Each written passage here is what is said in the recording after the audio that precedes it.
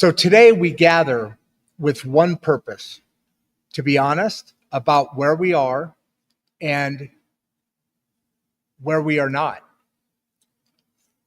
and then where we want to go. Every person watching knows what it feels like to reach a moment in life where something inside us says, I feel stuck, not broken, not defeated. No. Just stuck. Stuck between the life you built and the life you want to explore. Stuck between responsibility and purpose. Stuck between the career that shaped you and the identity waiting on the other side. Stuck between taking care of everyone else and finally asking the question, what about me? If you have ever felt this way, then today's episode is built specifically and for you. Our guest, Karen Kambourian, sorry, I'm so nervous about that name, Karen. She's a certified professional life coach and an author who helps people move from stuck to ready, from confused to clear, from frozen to forward. She does this with practical steps grounded in psychology, self-awareness, emotional intelligence, and honest action. Her work is not about repairing your old life. Why? Her work is about preparing you for the next one. Most of you watching today are not trying to slow down. You're trying to enter a new chapter. You're trying to reinvent. You're trying to rediscover what comes next. You want clarity, direction, and confidence to move into your next season. Karen understands this in a very powerful way. She works with people who spend decades in one career and suddenly realize that they've outgrown it. She works with people who prepared for retirement financially, but were not prepared emotionally. She works with people who feel restless, even though everything on the outside looks successful. She works with people who know there is more in them, but they don't know where to begin. This is the reason today's conversation matters. The great middle class has been carrying a heavy weight for decades. You have navigated layoffs, inflation, caregiving stress, and rapid change in every direction. You do not need someone to motivate you. My God, you need someone to help you make sense of your next step. You do not need someone to tell you to try harder. Seriously, you need someone who can help you ask yourself the right questions. That is what Karen does. She brings clarity where confusion used to live. She helps people shift their mindset around money, not from fear to risk, but from fear to intention. She helps you ask, what do I want my money, my time, and my energy to mean in this next chapter of my life, right? I mean, come on. She helps people build emotional intelligence, the kind you need to navigate relationships, conflict, aging boundaries, and reinvention. This is not soft work. This is not surface level. This is real work of becoming who you are meant to be. Now, I want to speak directly to the people in their 50s, their 60s, and 70s who are watching right now. Many of you think it's too late to reinvent, too late to shift, too late to start something new. But that's not true. Your second act is not smaller than the first. It's the first time in your life that you are free to build something that is actually just for you. And for those in their 30s or 40s listening today, this conversation may help you avoid the wall that so many of us have hit. Bam!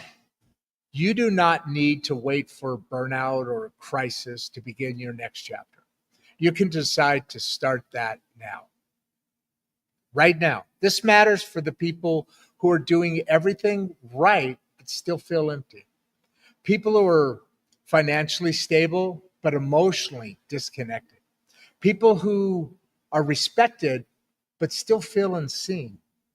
People who are surrounded but feel alone. We all been there, man. Karen works with these people as well. Life purpose is not about what you missed. It's about what you are still capable of doing right now. So here's what I want you to listen for today. That one sentence, that one idea, that one question that makes something inside of you say, you know what, this is for me.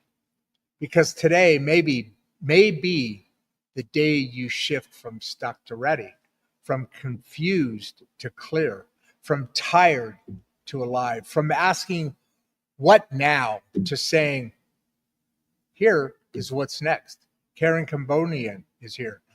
Producer Barbie is here, and you are here.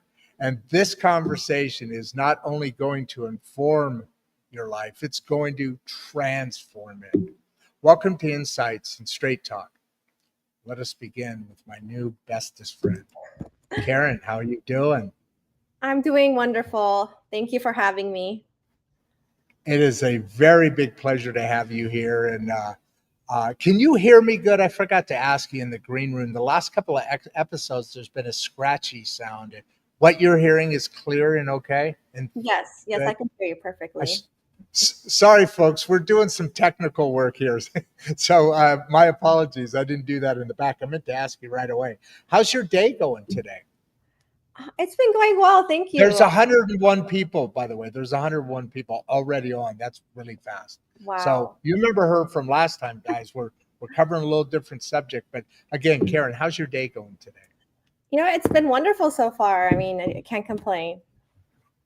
Yeah, it's a little, which I like. It's a little rainy out here today. It's, I told you I've started on this new kind of like creating these monologues to kind of get the vibe, the feel of the show, and it seems to be really, really kind of turning out well. And because we're creating a service. I mean, there's 124 people on that are giving us their time, right? Yes. And I'm so grateful for that, and want to just pack in as much. I mean, they're coming here for a reason because they want to be unstuck, Karen, and that's what you're for. But it's nice to see. Oh, dang it, Instagram didn't pop off today. So we are streaming on Facebook, on LinkedIn, on YouTube, on X. We are in the Mangum City Library. I want to thank them for allowing us to be here and as part of the school, the Rejuvenation School Project. I think we talked a little bit about it last time, Karen. But this is about you. And this, as you know, I always want to go back on the story. Might be a little different. It might be a little shorter this time because you've already talked to, but we probably have different people in our audience today than was on the last show a couple of weeks ago. A little bit different subject, a lot of similarities, but this is the full growth. This is what your personal coaching is all about, right?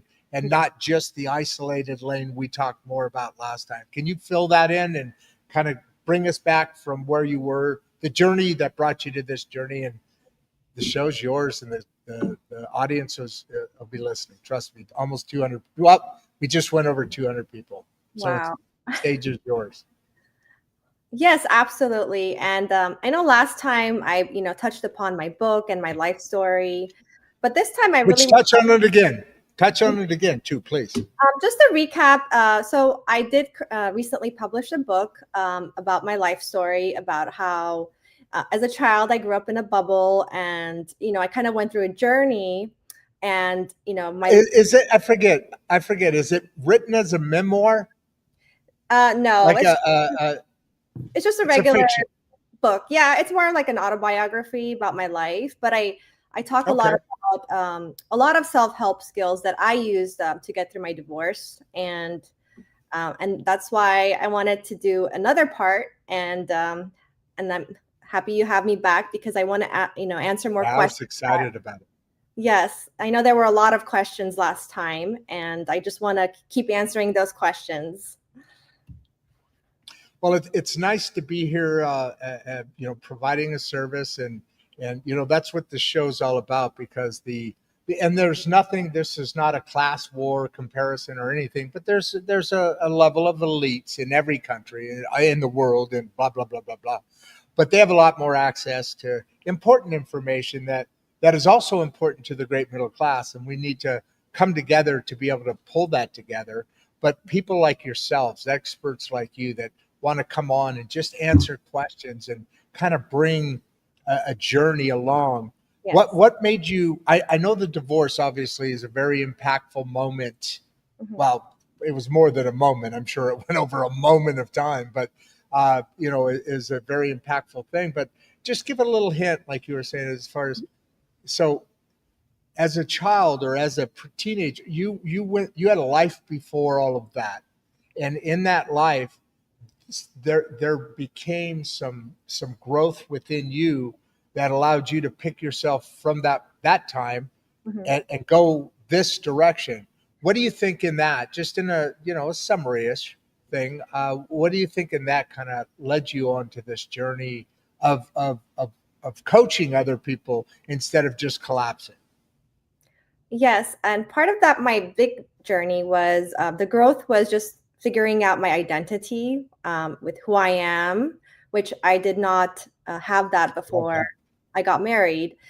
And I did talk more in detail last time about how, that kind of gave me a wake up call to really get out of my comfortable zone and to really figure out, okay, who is Karen? What does she bring to this world? What values does she really have? And who am I? 100%. Okay, yeah, I'm sorry. I Yeah, misread that. I misread that. I thought you were building on. So as you came together in that mindset, the key thing you said is, "Who am I?" So in other words, that's the point in time when somebody starts to build from the inside out. Do you agree with that? yes, and a lot of most of the time, what I've noticed, even with just working with people, it is a life obstacle that we go through, which is what this makes us discover more about who we are. Because growing up, I mean, most of us are just on the go, trying to just get things done, and I think life challenges sometimes happen, and it almost feels like we're obligated now to take a look and reflect on ourselves and just kind of really take the time to really work on ourselves and realize, okay, I'm going through this. Let's think about how am I going to get out of it, because I want to have a good life after this. I don't want to go through that again.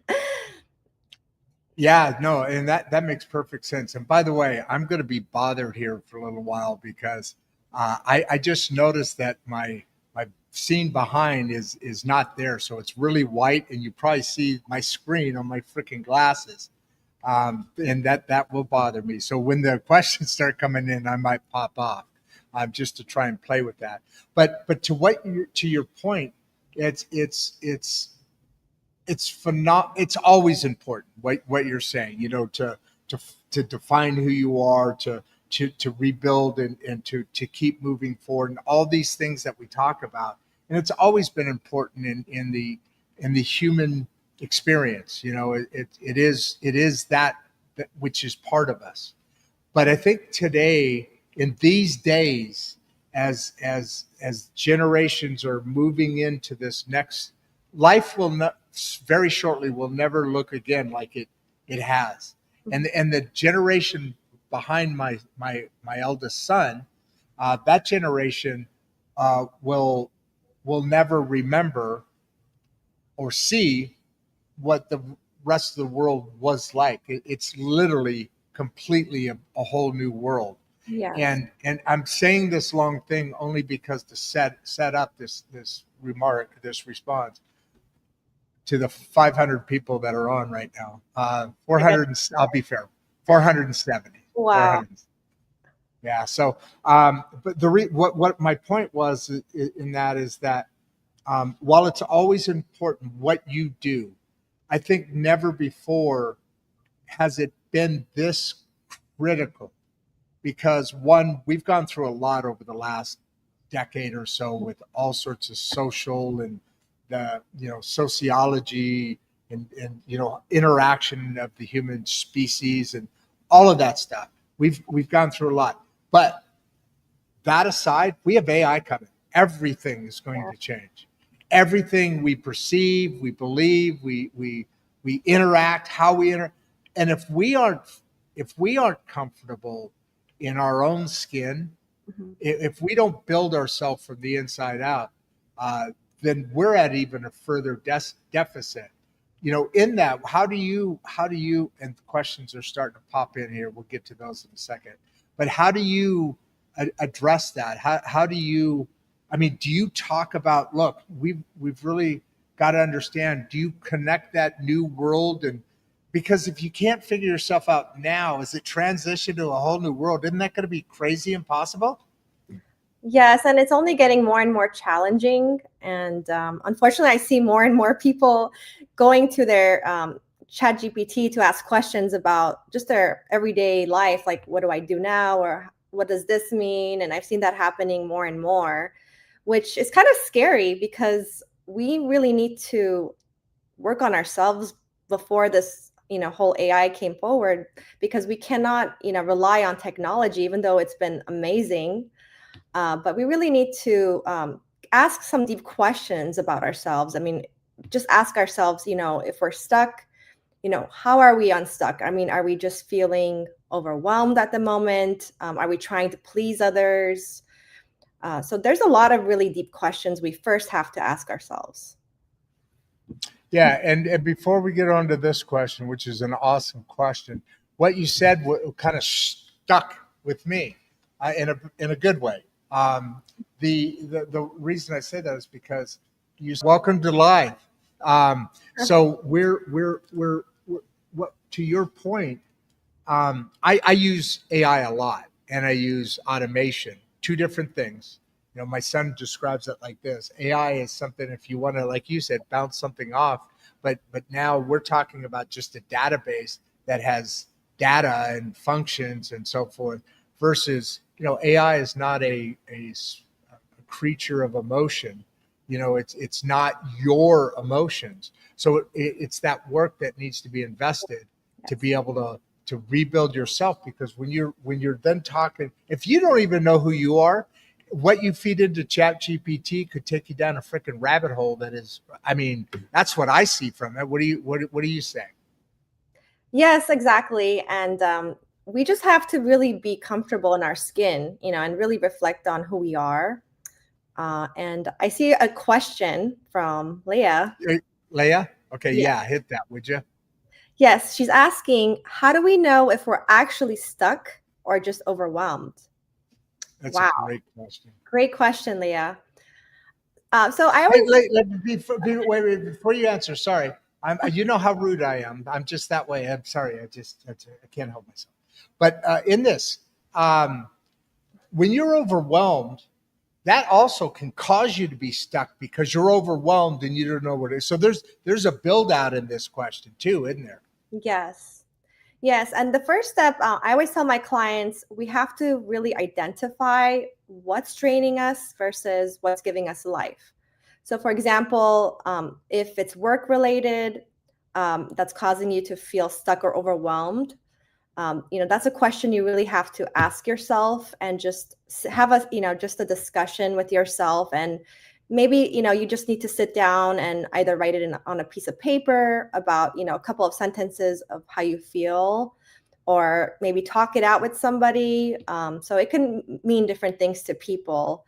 I know for some people, they go for a walk and just really, try to really grasp what is it that I'm overwhelmed, because most of the time I've learned is we're overwhelmed because we're trying to take on so much. We have all these to-do lists. We're putting on so many different 100%.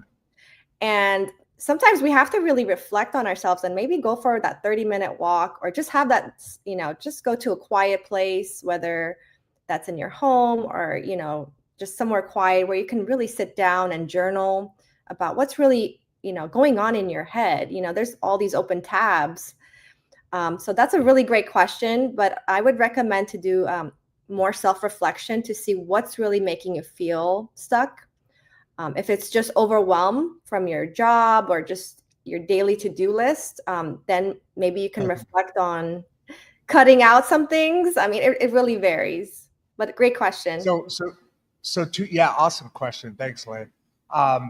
The two things that, and you beat me to the one, but when you said jot down some lines, jot down some things, I was going to say, are you referring to journaling there? And just a couple sentences ago, you said journal something.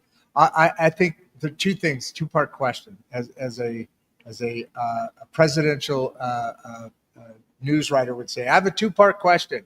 But my question kind of goes like this. So the journaling we already talked about, but is that because one, you're writing it, so you have the feeling, you have a physical aspect of it. You're thinking about it, so you have a connection, and then you're seeing it. Is that better than just saying something to yourself? Part one. And part two, you talked about taking a walk. So there's a couple different advantages I see to that. And one being just letting your mind just kind of go with it. But also there's this thing about, it's called grounded, right? And where that came from is literally putting your feet, your skin, your bare to the ground. And there's where were you going on those two things, just to build it out a little bit? A little color between the layers, if you remember. As far as writing down our thoughts, a lot of us, even for me, I'm a visual learner. So I learn by writing things down and looking at it. For some people, they might not want to write it down. That might be work for them. Some people just like to, let's say, go for their walks, or they might just need to take a day off, take a personal day and do self-care. So it could mean different things. Yeah, all right, but what I meant by that is you answer the first part is because of the different ways that you learn. When it comes to taking a walk, is it more about being outside, being in nature, or is it about just being away from, or is it all these things? And it's different for others, but I want to pin you down. Yes. Where is it a little bit more, in your opinion? Do you think that nature has stuff to do with all that? Can you fill that in more? Yes, of course. And I think it's all of those things you said. I think, first of all, just getting out for a walk, you're getting sunlight, which is vitamin D. And then you're out in nature, you're decompressing most of the time, unless, depending on where you are. So, and then when you're getting that exercise, you get more dopamine going. So automatically you start feeling slightly better. And, regardless of, whether you listen to music or just walk quietly, it's just a really good time to really just to decompress and really kind of, take a step back from your to-do list and really think, okay, am I overwhelmed or right? Okay, you're building something out here. Okay, step back from your to-do list and just just reflect on, am I really stuck or am I just stressed? Very good point. Very good point. What's the quickest way to rebuild confidence after failure? Because, we get kicked in the gut, and, we have to go through. Look, at the end of the day, Paula Jenkins, at the end of Paula Jenkins, at the end of the day, in my opinion, you have to have failure if you're growing at all. I mean, if you never fail at anything, it means you're doing the same thing over and over and over. Or either that, or you're God. I mean, the two things don't intermix. So would you answer Paula's question here, and how, and do you agree with that? I mean, you're going to have failures, right? I mean, you have to have failures. Yes, and I believe 100% failure is part of growing. It's part of rebuilding ourselves. And I want to actually elaborate a little more. What kind of failure are you talking about? Paula, do you mind? Let's see if she hasn't done a follow-up yet. Paula, would you do a follow-up on that and answer for Karen what type of failure? So while we're waiting for that, let's do. Okay, so are you talking about between work or family or your own self-interest, or what are you thinking that might be some of the options to be able to go to? And let's pick on each one of those. Does that sound good? Yes. So Yes. that's you. So yeah. So Paula, please elaborate a little more, because a failure can mean different things, and there's so many different domains with failure. But again, like the way we rebuild confidence is going through failure, because if we don't go through challenges in life, we're not going to grow. So I believe 100% that, it's okay to fail at something. We have to kind of look at it as, okay, what can I learn from this experience, regardless of whatever it is. But yeah, please do elaborate a little more so we can be more specific with your question. Let me ask you there. Let's say I'm Paula here, and when you say there, and that was interesting what you said. There's different. What is your vision of failure? Is one thing you kind of alluded to, right? What does failure mean to you? And I was asking to you, were you asking for failure in what people perceive as a failure or a failing in their personal life or their business, or but what are you referring to when you're looking to dig that down a little deeper? What are you looking for? What I'm looking for Karen? is, the question is, I always ask is, what does failure look like to you? Because There, yeah, that's different. Yeah, it go means ahead. it means different to everybody, and what we think of failure Good can point. mean something else to somebody else. So we really have to ask that question first. What does it mean to be failing at something, and why am I not confident and trusting myself that I could rebuild myself after this failure? So those are the two questions we have to ask ourselves. And yeah, and I find sometimes when people dig a little deeper, they end up realizing, hey, actually, it's not so bad as my neighbor going through something else. um, Right, they right. realize, oh, actually, I could get through this. Or it's end of the world with whatever they're going through, and they're like, oh, I'm never going to get through this. It's the end of the world for me. So there could be two very different versions of what failure means to everybody. And I picked up on something you said there. I'm glad I heard that. I heard you say that because the uh, the worst thing that somebody can do for themselves in building confidence, in my opinion, is comparison. Comparison is Oh, the is the failure of failures. That right? Comparison, like what you just said. Oh, and good point. I'm doing okay. Look at what they're going through. But different subject comparison. If you're comparing yourself as your success to what they have, right? Isn't that a horrible thing to ever build confidence? yes, and I was going to say social media has made it extremely difficult for most people Good going point. through this, because they're constantly looking at other people's lives and thinking, oh my gosh, I know, how come I don't have a family yet? Or how come this person gets to have this amazing job, and so forth. And that is the biggest killer, I believe, is comparing ourselves to somebody else. Because like I Yeah. had mentioned in my last on my last video, that God still has a plan for us regardless. And just because you stopped here doesn't mean you can't keep going. And everyone has their own Nor journey. should you stop. Nor Yeah. should you just not stay there because you just said it. God has a plan, and we don't know that plan necessarily. I've learned some things in the last couple of weeks that really said, "Oh," and I connected some dots, right? Because oh, okay, I get it now. I've been pissed off about that. Now I get why this or that, why this or that. Because we're behind. We're we're by Lord's blessing, we're having, and this isn't a religious show, but the facts are the facts. I mean, the things are the things. They're putting lights upon our path, so because it's not a straight line, right? Yeah, no, It's it's definitely amazing. not. But I wanted to share, I saw a quick quote the other day, and I just wanted to share how it really inspired me. It said, you are exactly where God needs you to be. So why are you so worried? And that really like stayed Love with me, that. because I I realized love that. we are always trying to figure out, why are we here? But then what if that is where God wants you to be? And maybe he is using us to grow in that season, and that's okay. And I really believe he's definitely growing us and teaching us every day. And so I always, would love to encourage people, don't ever feel bad or stuck if you are not feeling like nothing is happening, or you feel like you're failing. You are exactly whichever season you're meant to be. And that's actually going to help you become stronger by going through that season.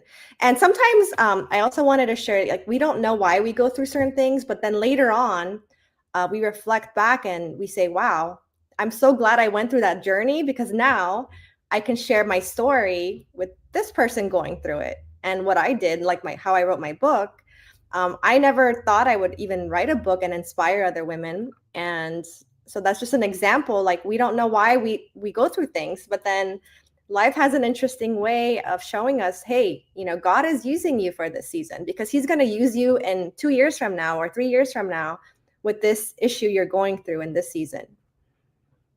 So Yeah, and what you're going through now in this season is what you're saying is going to come back to you, whether it's 2 or 3 seasons from now. Where I was saying connecting those dots, because it's really fascinating to me. They say about putting it in a higher power's hands, and what that does is it allows you to, and like you said, step back and see that, and that and then realize, because like you said, I'm not ready for that yet, but this is preparing me for that. yes. Right? And we have to be really comfortable knowing we are where we're supposed to be, even though it doesn't feel like it. We have to fully surrender to God and say, you know what? I don't know where you're going with this, but I trust you. Let me ask you something, because I was in AA, and this is where a lot of this started, and what you're talking about now is basically the first 2 steps. I don't know if you know the program or whatever, but okay, so those first 2 steps are there. So in that, what about somebody who's listening right now and said, Karen, I totally buy in on this, but I don't believe in God, and that is its own conversation. But how would you say to that? Because I can say from my own, especially recent experience, more and more, and continuing on, I get what you're saying. I'm bought in. It makes total sense, and I've gone through a lot to get there. But somebody who's younger or not at that same place, what do you tell them? That's a great question. And I always tell people, I respect your opinion and values. I'm not here to judge you. But Absolutely. I always say, this is what has helped me. And I hope that someday you might, realize that this might be helpful to you. And, and I believe just not being judgmental with where people are, and maybe they're just not there yet or don't see it. But I know that I believe 100% that God can change somebody. And again, I know this is not a religious show, but I've just seen it happen to so many people It where is. It's on some episodes, just not this one. We're sprinkling in. We're sprinkling it in. Part of the story, man. Hey, you know what? Sometime we'll do an episode in that lane, yes, and we'll yes. just talk God all day long. Let's do it. Yes. Okay. But Yes, go ahead. absolutely. But like I said, I am very open, and I've had clients that were atheists, and I always say, you know what? I'm here for you. I respect what you believe in. I'm not here to judge you, and just show empathy, because I know they're in a different place than you, and they're there to, for encouragement. They're there for help. So you don't want to shy them away just because they don't believe in something you do. No, absolutely not. I would think an important discussion in that is, hey, like I learned from AA is, uh, you don't have to believe in God. I mean, however, just listen to the platform we're talking about here. We're just trying to get you to take all of this stuff, this thing, this group, this weight, and put it in a higher power's hands. Yeah. That's how you overcome alcoholism. The alcohol might be the higher power. Whatever that higher power is. So, you and I talk about God because we're at that place. Right. If an atheist is not at that place, they still need that higher power. You know, you're handling something on your own right now. You have a higher power, you can hand that off and then have you, Karen, and your higher power and me work on this together. You're not alone anymore. That's kind of how I transitioned, so to speak. Right, I right. want to use that word in today's politics, but Yeah, and also when you're surrendering that matter, it's almost like you're freeing yourself up, right? For example, if you have the alcohol addiction, and you're like, you know what, I'm gonna just surrender this, for example, to God or whoever it is you want to pray to.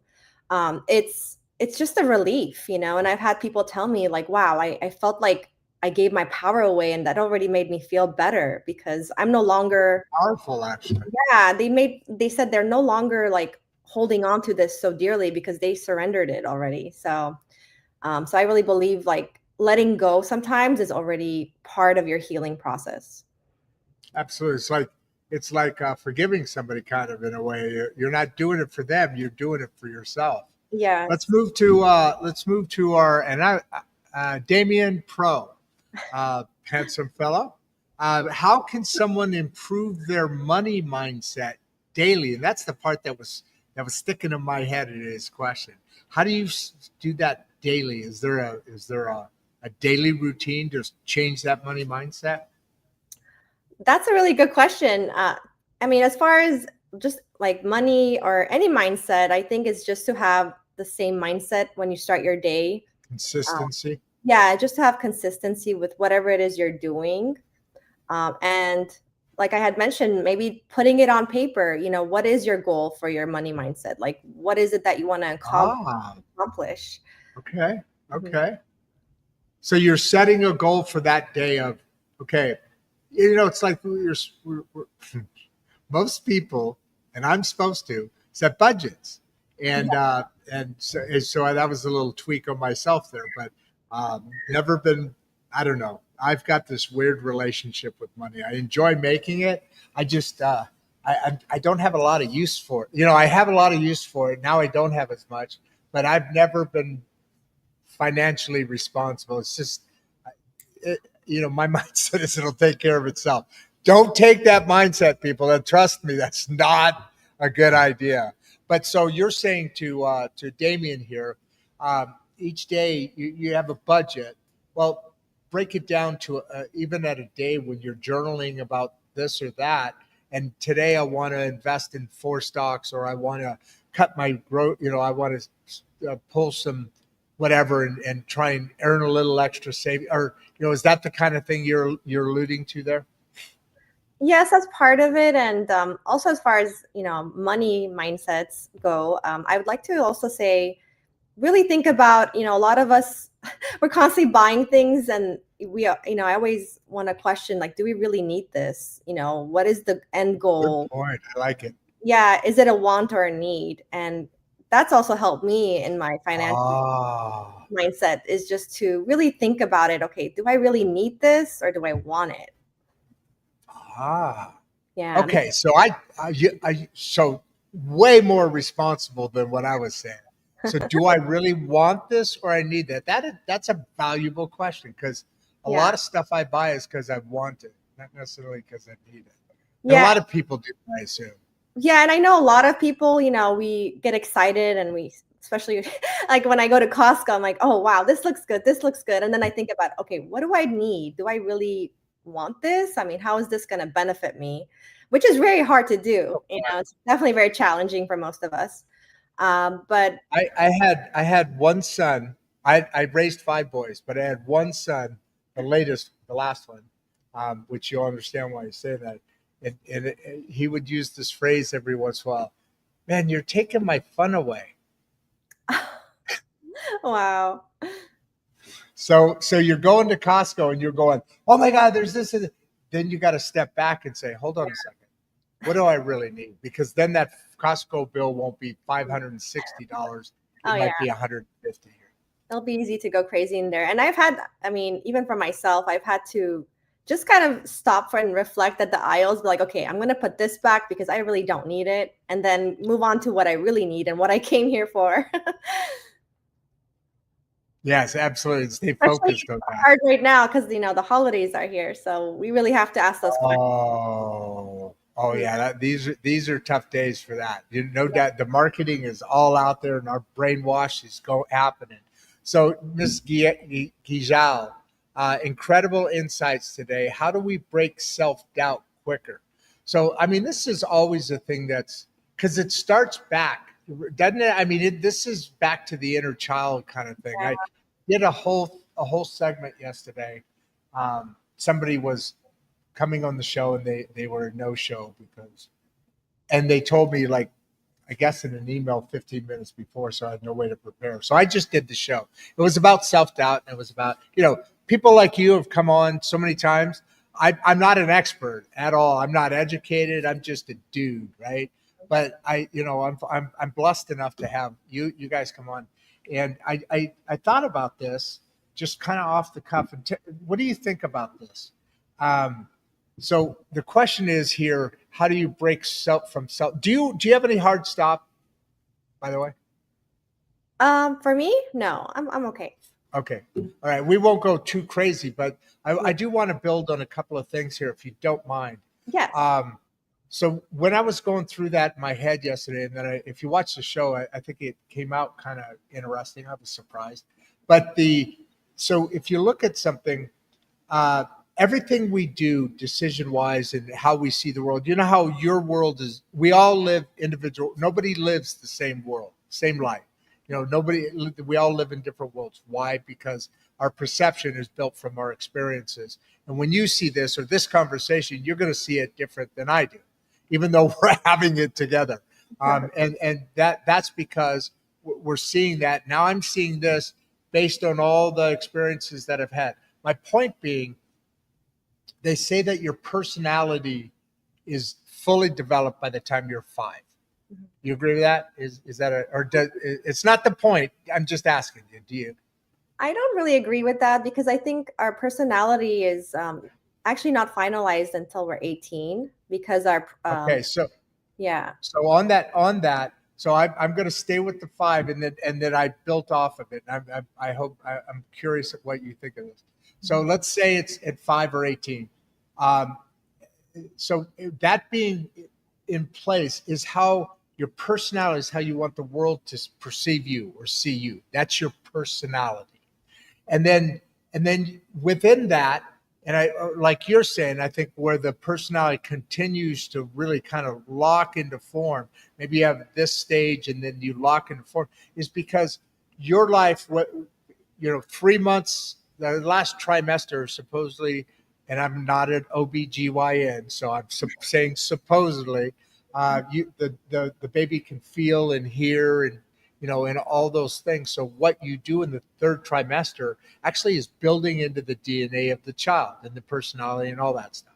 Which I just learned this like 2 weeks ago, and I'm 63 years old, and I was taught it by an expert that's 78, and fascinating, that third trimester thing. But back to the point, all the things that happened to you, your parents didn't have enough tools, personal tools to parent you correctly, or worse yet, were a little abusive, or you were in adoption, or the effects that you have growing up, then are the things that you then have inside, and what you want, how you then feel the world perceives you. So personality is what you want the world to see, and then the feelings part, that the rest of it is how you think the world perceives you. So in this question, self-doubt really boils down to those two aspects: the personality and that, and that goes all the way back to, realistically, since you've been born, or at least since you were a toddler, or into teenagers and your parents and that relationship. What did that do? Your social network, right? I mean, I threw a lot out there, but does that kind of gel for you? Yes, you're definitely on the right track. And I do believe our parents really shape our self-esteem. There's like a lot of research done. Self-esteem, good word. Yeah. Yeah, there's a lot of research done that by 5 is when a child is, we can see their personality, but it really varies on how the parents are bringing up that child. Because if they're constantly negative and putting that child down, guess what? The child's going to be, self-doubting their whole life because they're going to feel they're not good enough.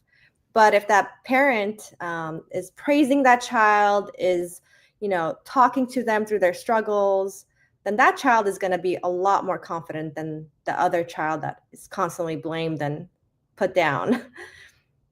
They're going to have a lot more tools in the world to be able to go out. That's a good word. Self-esteem is the word. That's the word I should have used. So you your personality and then your self-esteem, which are outside and inside, right? Yes. And as such, your self-esteem then causes you to, when events arise or opportunities arise, whether you pick up or have the self-esteem to go after that, or right? I mean, then your life then starts to become regenerative. Right. And actually, there's a research study that we only need one person to be a guidance to us growing up to have a good self-esteem. So we don't need two parents to be there all the time. We just need that one person, whether it could even be your grandparents or your grandma, your uncle, your cousin. Sometimes it just takes that one person to really shape that child to really believe in themselves. And there's a lot of studies out there that show if they don't even have that one person, that's when they have all those negative feelings about themselves, and they never feel good enough. It's hard to build past it. Yeah. So as far as the self-doubt, what you just said, that will never change unless there's a direct first of all, you got to recognize that that's there within yourself and admit it. It's like, it's the first step, right? You have to admit you have an issue, right? You have to admit, because you're not going to do it for somebody else. You're going to do it for yourself. Yeah, you have to really ask that question. But you need that person, right? Go ahead. Sorry. Yeah. And Antoine, you really have to ask yourself, where is this self-doubt coming from? I mean, was it always there when you were a child, or did it develop, during your adolescence or adulthood? Ooh. So it's pretty deep. It's a very deep question. That. Yeah. I love that. That I never thought about that. That's true. You have to ask, not only, hey, you have to own up to it, but you have to say, when did this all start? You have to be active in your own life then. Sounds funny, but right? It goes back to being, part of self-reflection is that self-doubt didn't just start yesterday. I mean, it started maybe years and years ago, and you just didn't know. It just got worse and worse because, you kind of ignored it, and then it just continued. It was a pattern. And maybe it wasn't all the way back from childhood, and maybe it came along a little later. Identifying that is a really big deal. Yeah, right. Maybe you had an emotionally abusive marriage and that messed you up and you didn't know. Or I know people that are still married and they're being emotionally neglected, and they're not even aware it's coming from that other person. So it can really, it's very interesting. But yeah, it's definitely a good question to really ask yourself where it's coming from first, and then reflect. So Cody here, powerful episode. Thank you, Cody. Say thanks to Cody. Thank you, Cody. What's the first step to rebuilding financial confidence? So, oh boy, there you go. I'm battling with that. I always battle with that. Yeah, I mean, finances are a big one. So again, you really have to dig deeper if finances are really destroying your life and your relationships, or are you just struggling to really get a budget going? Maybe you need to talk to a financial advisor. So just maybe reach out to the community in the finance world, or maybe find a friend in the finance world that can give you some guidance if it's a really big budgeting issue. But again, if you're just having struggles with the mindset, then again, I would suggest, kind of ask yourself, why am I having evaluate? Yeah, just kind of reevaluate your wants and needs, like I had mentioned, and go from there. Oh, that's beautiful. Yeah, got some weird names today. I don't get this. There's a lot of ats, and do you notice that? That's unusual. But anyway, sorry, Danny. Nothing personal, Danny. What's the biggest mindset to shift to get unstuck? And what would you? So I'm stuck. Mm-hmm. I may or may not know I'm stuck. So Right. what do you tell people when they finally come in and say, I just don't feel right. Something's wrong. I'm not like over the top or anything, but I just really can't figure out where I want to go. What I want to do. What do you tell them? What is that opening?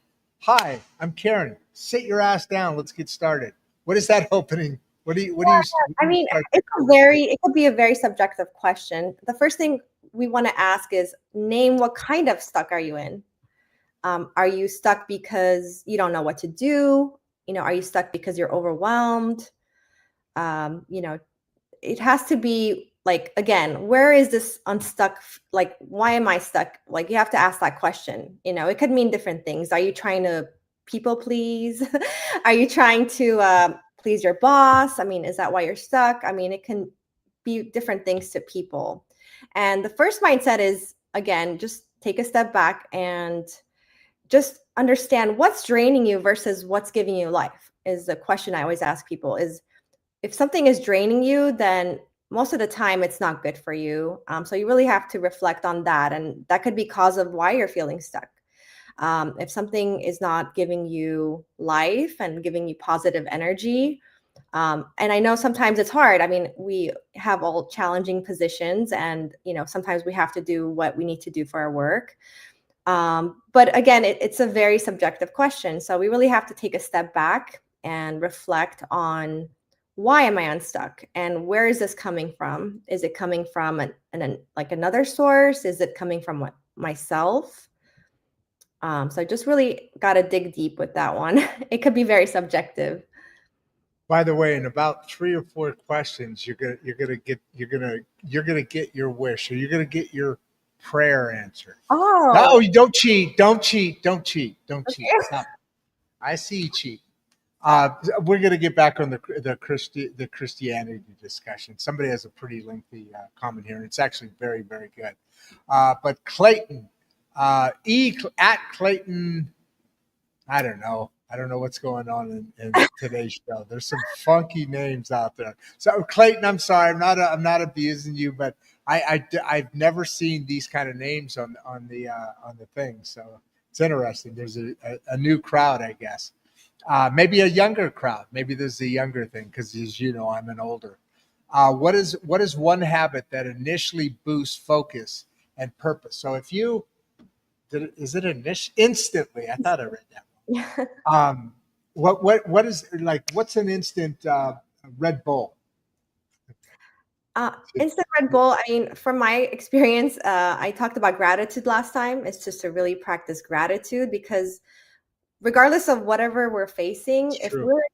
we're in a place of gratitude and really like reflect on, what is good in my life, what is giving me hope and a future, instantly I feel that shifts our mindset. I mean, again, that's not going to solve our problems of the day, but I do feel that instantly helps me focus and Good point. gets me on the right track, even though I know there's, not going to be a perfect day, but at least I know, hey, I've got this concern and I'm going to think about what is good in my day and go from there because that instantly can really shift your mood depending on how you take it. And for me, again, like I mentioned, I do journaling, I go for walks, that and exercise is huge. So if you go Yeah. for a workout, even a walk, I mean, that's going to boost your self-esteem and it's going to make you feel instantly better.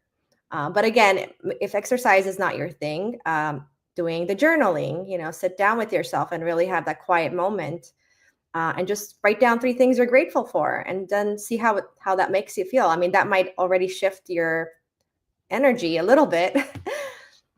Yeah, I even add to that when you talk about exercise, or maybe it's not your thing. Even walking 15 minutes. I mean, it's multiple things. I mean, I think we talked about this before, and I mentioned how producer Barbie, just for her mind, not just athletically, you'll see her. I noticed I didn't put any intro or outro videos. Did you notice? I was like, and go. And then I just like sat there for a second. I was waiting for it to go, and I'm like, luckily I've done these a few times, so I didn't panic. But I didn't put any of the outros videos on. But anyway, producer Barbie. The point being is she works out, and if nothing else, the stairmaster, whatever it's called, so she can sweat because it's for her head. Yeah. Her head, that anxiety, that anxiousness. But even like I just heard a study, some surgeons doing a book, but that also, health wise, as you get older, and 15 minutes a day, you talk about the endorphins, that starts that. Plus, it flushes out bad stuff at the same time. I mean, that's a double whammy, right? Oh, absolutely. And I'm a big believer in just, even if it's just 15, 20 minutes, just getting out there, getting sunlight, or Right. just looking at the trees, just having Just that. walking. Yeah, just having your heart rate go up. I mean, that alone will shift your focus a little bit, regardless of whatever it is you're feeling. That's awesome.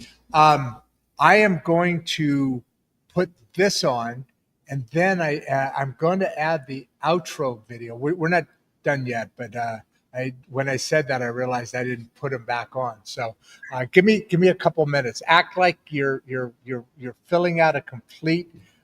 And no offense, John, she's going to be complete doing a full thought, but give me some time to click on a couple buttons in the background if you don't mind. Would you, Karen? Let's work together. Producer and host here together. Okay, sure. We'll work on it. I'll be happy to answer John's question. So your question is, what role does self-awareness play in building confidence?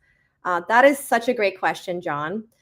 Self-awareness is just like everything, because if we're not aware of who we are, that's going to impact our self-esteem. So I'm a high believer in really building ourselves up. Before you leave, if you'd like to watch another one. I'm sorry. So just being self-aware is really key. Wait, did you guys hear that? Yeah, I'm not sure what happened there. All right, sorry, that was my bad. All right, keep producing. I'm producing in the background, screwing you up a little bit. Okay, so going back to my question for John. So yeah, self-awareness is key as far as building ourselves up to just have confidence in ourselves, and just to be really socially aware as well to our surroundings is definitely very important. So great question there. And as far as, confidence, just keep having a positive mindset, and that will definitely increase your confidence. Yeah, absolutely. I mean, your mindset's everything because, I always talk about we have three brains. We have the brain of the head, the brain of the heart, the brain of the stomach, the gut instinct, right? And when you have that confidence, now your brain of the head it takes these comments, and then it starts sending out the chemicals like endorphins, right? And that's what you're talking about there, because we need to initiate our body to do the things we need it to do in order to get us where we're going. That's why none of this is working right now, because we're not doing our work, right? Yes, absolutely. And yeah, very important. Great question, though. Very good question. Yeah, awesome question. And another, Matt Daly. Okay, Matt, I want to. What the hell is L4N, Matt? What are you guys doing? Are you guys messing around today? Great insights. How can we find purpose without overthinking? I love this because here's the thing. You want to find purpose, and if you're untrained at it, you're overthinking. Okay, do I need this purpose or that? If you don't know, right? You're like, right? Or am I overthinking this? Yeah. I'll quickly answer this, but I do have to get going after this question. So as far as finding purpose, I mean, that is so deep. So if we can't find purpose in anything, then most of us will go into self-doubt immediately because we don't feel we have purpose in life. So the first thing you've got to ask is, okay, what is my purpose? And that can mean different things for everybody. So you got to really dig in and just really dig in to see what is your purpose. And again, going back to my belief in God, I believe my purpose is to really spread his word and just to be in connection with others and preach the gospel. And again, that's not for everybody, but I believe that keeps me like strong with my foundation and my walk with him. So you just really got to find what is your purpose. You got to really either pray about it or just really find what it is that you want to live for, basically. Because if we don't have purpose, then unfortunately, most of the time, some people can feel like, why am I even here? And we don't want to go there. We want to keep going and have that desire to live our purpose. And again, That's that can mean different things to people. That is fantastic. Appreciate you being here. I know you got to run, so go ahead. One more question. Okay, I can do one more question. Well, that was the one more question. That's the last question we got there. So I'll tell you what. Why don't you? We still got right at almost 500 people. Why don't you? Were you going to answer a different question? Did I miss one? Is that what you were saying? I just want to answer. Lydia has a really good question, so I can answer hers. Lydia? We can do a closing session. Oh, I thought that's the one. Wait, am I missing something? Well, I just answered someone's question, but she has a really good question, so I'd like to answer her question. Go for it. Absolutely. And then lead into a closing comment. Yes, absolutely. So Lydia is saying, this is so inspiring. In your life, how has accepting Jesus Christ in your life changed your outlook on self-doubt and the actions to becoming unstuck? Wow, that is really good, really deep question. Thank you for asking that. To me, accepting Jesus Christ is everything, and he is the foundation of who I am.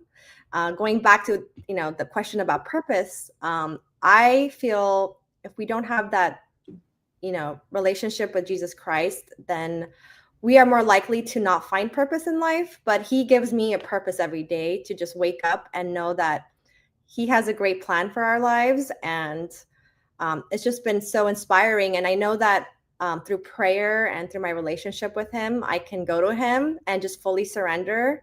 And even if I don't get the answers, I still know I am exactly where I need to be, because he's my father and he knows what we need. And so definitely accepting him has changed my life dramatically. And again, I know this is not a religion show, but I do feel he gives me purpose every day to do this, for example, to write my book and just to be an inspiration to others. So thank you, Lydia. That's a great question. Amazing. So what would you want to leave with your 500 fans here? What would you want to leave as a lasting thought? Well, I just want to say thank you to everybody that you took your time and you logged in to watch this podcast. And I just want to say I'm here. I think I had shared my link last time. I still have my book out. It's available on Amazon. It's called Wife to Warrior, where I talk more about my life and how God helped me on my journey. And I just want to say thank you for watching, and don't ever feel like you're stuck, because God loves you and he's there for us in our times of needs. So I hope this was an inspiration. Beautiful show. Appreciate you being here with us again, once again, and I'm glad that we were able to go over these additional subjects and topics, and I can't wait to talk to you again. Have a great day. You too. Thank you. Bye. We'll see you. See you. Bye. Yeah, that was awesome, guys. Appreciate all the great questions, the information, the comments back, the little pats on the back. Those are always appreciated, of course. And it's really great to have shows like this, because I've just started communicating with the Mangum Star, a newspaper publication here, because I really want to build from the inside out, one conversation at a time, obviously one community at a time. And there's really no reason for this human experience that we all have to not be something more than it is already. I mean, don't get me wrong, we're all living, much better lives than we did, even in the 50s and 60s and so forth, with more technology that aids our life. And it's going to be coming more and faster as we go on. But that being the brittle parts, the hard parts, the soft parts are also something I think a lot about. And just looking back over generations, and I don't know if it's ever been perfect, but that relationship of growing up as a child, in that discussion that Karen and I and you all had together, and the personality and the self-confidence, how you see yourself. There's too much, there's 70% of human beings, that meaning adults and children, 70%, at least in the civilized world. I don't know how that's broken out, but there is mental illness that each of us walk around with each and every day, and a lot of that comes from things like what Karen's talking about, that we don't go find either a path or a friend or a professional to put us on that track. And it's such a worthwhile and noble activity or venture, to do these things, because we're doing it for ourselves. We always have to do something for ourselves, or we won't really do it. I mean that from the inside, meaning, we always do things for people for what they need, but we aren't going to change unless we do it for ourselves, is what I meant by that. And in that, it seems to me to be the other half, and the more important of that is, because you're not only fixing yourself for you, but if you become a better you, and she becomes a better she, and he becomes a better her, and they become he becomes a better her, or him, and so on, then you have a better neighborhood, you have a better society, you have a better city, state, and you have a better human civilization. We handcuff ourselves, and we keep ourselves back, because this theme, this show, what we try and bring to the table in this, so to speak, is us each building ourselves from the inside out. From that, going out and bringing in the politicians who do things for their communities, who do the work for them. And then, that kind of effort, that community coming together, enforces that'll happen. One side of the aisle or the other, it doesn't matter. But in the long run, there is a utopia coming. Maybe not even the long run, but that utopia can be something that is enjoyed by all the people of society, all the people of the great middle class. And because at the end of the day, it is coming. This AI is it's like the wind before a storm, right? The wind picks up, and there's rain coming behind it. The AI is coming up, and then the utopia is coming behind that. And that utopia means that nobody will ever have to struggle in life again. That the cost of production of items and services is coming down so much that we have many more choices. There's a next level of human elevation or evolution coming. And in that, it can be something that you see in the scary science fiction movies, or it can be in the beautiful stories of utopias. That's our choice now. That's our work to be done now. They always say, what stands between you and what you want or perceive yourself to be is the work you haven't committed in doing yet. That's how simple life is. And now it's more critical than it's ever been, because there's going to be a utopia, but is it that utopia that only the elites and the governing rulers enjoy, and then we're placed on in society to function at whatever's needed to be done? Or do we want to have more of a choice? As I said in yesterday's show, what will we have to adjust to next? We're always doing the ones that are adjusting to. Well, what if we invest a little bit of time in ourselves, and we make that ability in us to be that next level, and then we all come together and see through the fog that shiny objects keeping us apart, dividing us, divide and conquer. All these things can be eliminated if we just step back, as Karen said. When we just step back and look at the situation. But that takes a little bit of effort, and the return on investment is huge. But hopefully shows like this and others, insights and straight talk with me, your guest, Rod Duff, and hopefully I put the outro on there. I'm not sure if I did, but hopefully I did, and this all goes well. Otherwise, I'm Rod Duff, and I'm out. Before you leave, if you'd like to watch another one of the podcasts, click the first link in the description. We love having you here and we appreciate all your support. And with that, producer Barbie and I are out.